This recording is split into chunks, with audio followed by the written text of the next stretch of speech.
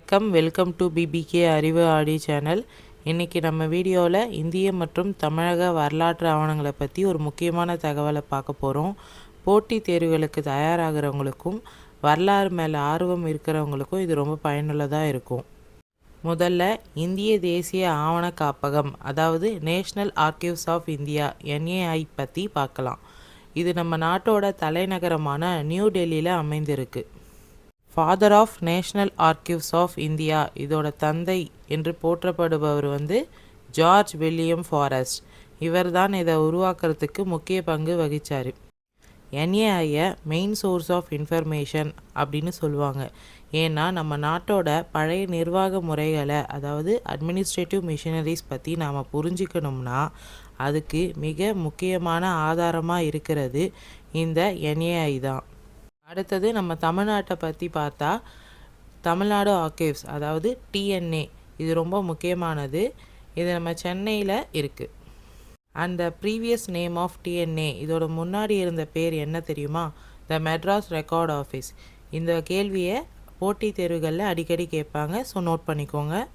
முதலாவதாக தமிழ்நாடு ஆவண காப்பகத்தில், அதாவது TNAல இருக்கிற பெரும்பாலான ரெக்கார்ட்ஸ் எல்லாமே இங்கிலீஷில் தான் இருக்குது.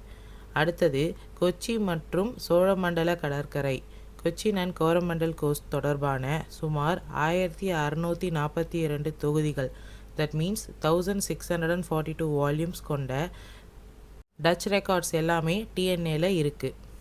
இந்த TNA ரெக்கார்ட்ஸ் எந்த காலகட்டத்தை சார்ந்தது தெரியுமா? 1657 முதல் 1845 வரை உள்ள வரலாற்றை இது கவர் பண்ணுது. which means 1657 to 1845 இருக்க ரெக்கார்ட்ஸ் எல்லாம் இது கவர் பண்ணுது. போல் டேனிஷ் ரெக்கார்ட்ஸ் பார்த்தீங்கன்னா அது 1777 முதல் 1845 வரையிலான காலகட்டத்தை சார்ந்தது. which means 1777 to 1845 இருக்குது. இந்த மெட்ராஸ் ரெக்கார்ட்ஸை முறைப்படுத்தி கால வரிசைப்படி ஒரு கேலண்டர் ஆஃப் மெட்ராஸ் ரெக்கார்ட்ஸ் அப்படின்னு சொல்லுவாங்க.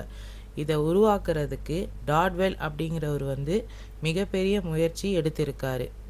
கடைசியாக இந்த மெட்ராஸ் ரெக்கார்ட்ஸோட கேலண்டர் 1917ஆம் ஆண்டு முறைப்படி வெளியிடப்பட்டது. விச் மீன்ஸ் 1917 பப்ளிஷ் பண்ணாங்க.